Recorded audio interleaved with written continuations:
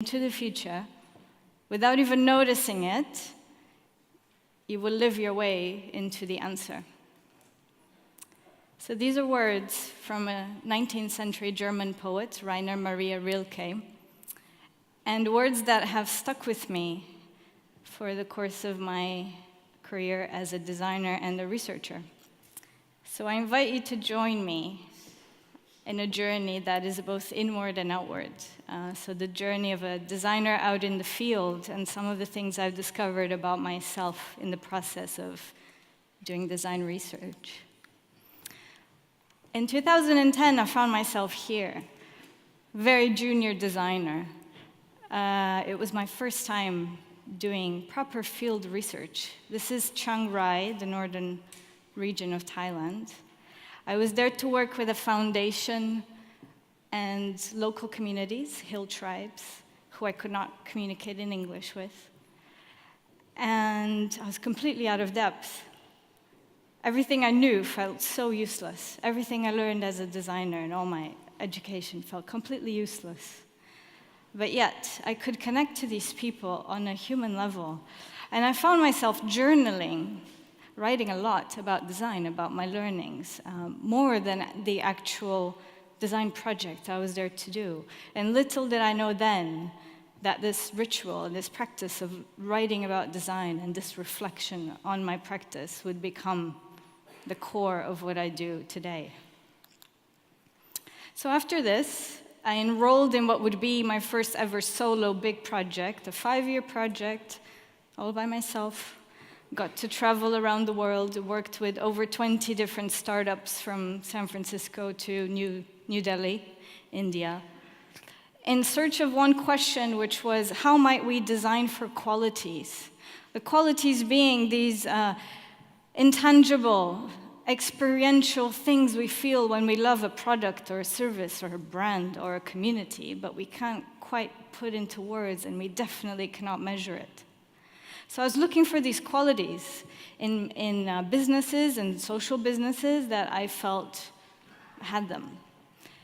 And as a designer, like all designers do, I thought, wow, well, if I can understand what the qualities are, then I can design a tool that will then help people who are struggling to find their qualities, find them, and everything would be great. Not quite. It turned out to be a lot trickier. But I did learn that there's 4 qualities that I found that are cross-cultural. One of them is our understanding of time, the value of time. And we heard a great example from the supersonic plane talking about time. So time is the intangible thing that we value, and the time that things take to make or to grow is something that is very important, and I found common in different geographic locations, but also different kinds of businesses. Another quality is community. So all of us here today. The importance of gathering physically. Another quality is relationships. So knowing your customer's first name, how that changes everything in the relationships and trust that you build. And a 4th quality being provenance and place, so being really proud of where you're coming from, displaying this sort of the pride and the honor and the integrity of where things are coming from. Now, as it's common in research, there's many unexpected things that come up. And I learned something from all of these startups and social businesses I worked with. All of them seem to mention this inner life, this kind of spiritual side to the business, to the design of the business, design of the product. And I was fascinated by this. I was like, forget the project, I'm a lot more interested in this now, because it was so mysterious. And as a researcher does, putting myself out into the field, the research really became a me search. And I found, well, how can I, as a designer and a researcher, explore also what is the relationship between the inner life that I cultivate and the products and services I design out into the world. So what is this relationship between the inner life that I'm creating and the things I'm creating out into the world? Now, going back to Rainer Maria Rilke, live the questions now. And friends, we are now foot into the fourth industrial revolution, right? So we've had brilliant examples just before me of what this means and where we're going, where we're moving forward in terms of technology and design and futures thinking.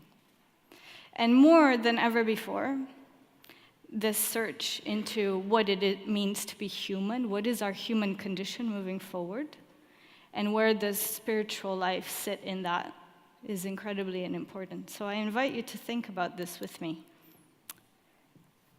For me, the epiphany came with design dharma. So dharma meaning the higher sense of duty, right? Our call to action, our sense of purpose.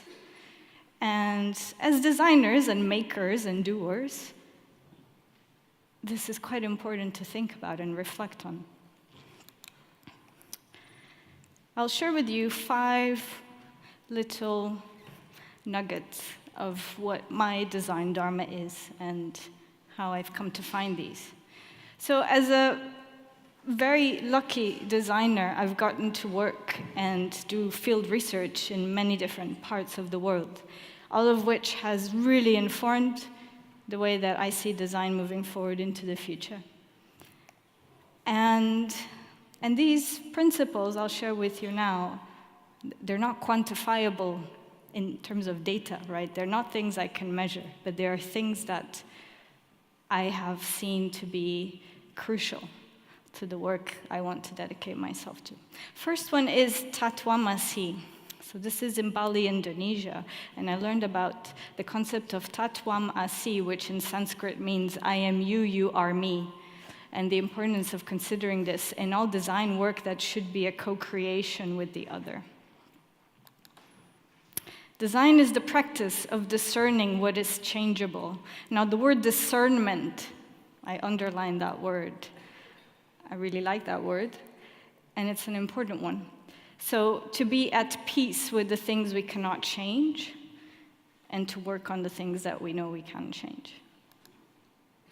Designers have empathy to themselves.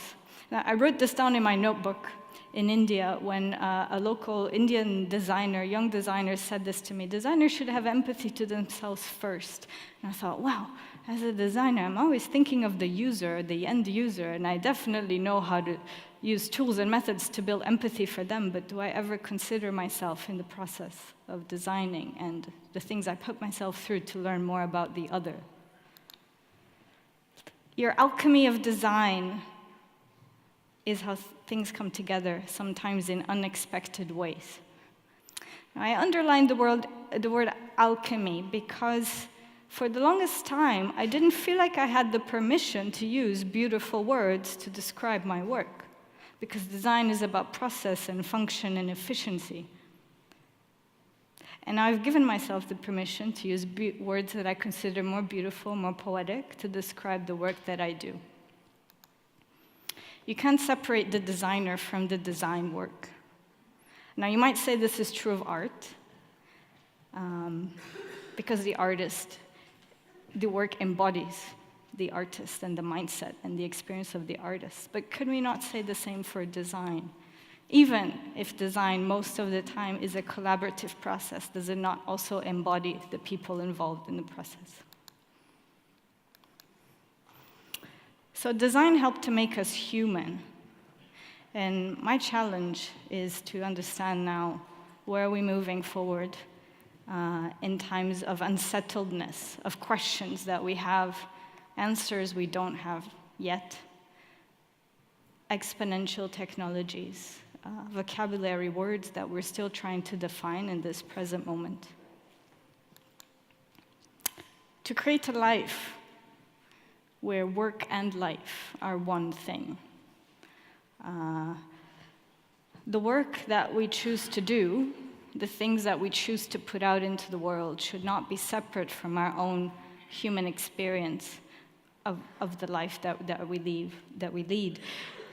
And I come back to this question: what is the relationship between the inner life we cultivate and the products and the services and the brands that we put out into the world? So I teach at a university in Berlin, and I feel very lucky to spend time with the next generation of designers and engineers. And this question we discuss very often. So I want to share this one with you. This is from one of my students, and he says that knowing you made something that helps other people feel happy, that is what gives the real high. And although idyllic as it may sound, there's some truth to that. And coming back to the question of what is the relationship between the inner life we cultivate and the things we put out into the world. So I invite you to consider this question with me, to share with me. And I want to give you 4 little tips on how you might discover for yourself what is your design dharma. The first tip is to go on immersions, right? So as researchers, we're out in the field a lot. So you spend time. You spend time and you observe and you let things sink in, people, sounds, smells. The second tip is to give yourself the permission to use more beautiful words to describe your work, right? Not everything has to be a technical explanation. So we can infuse our work with more poetry.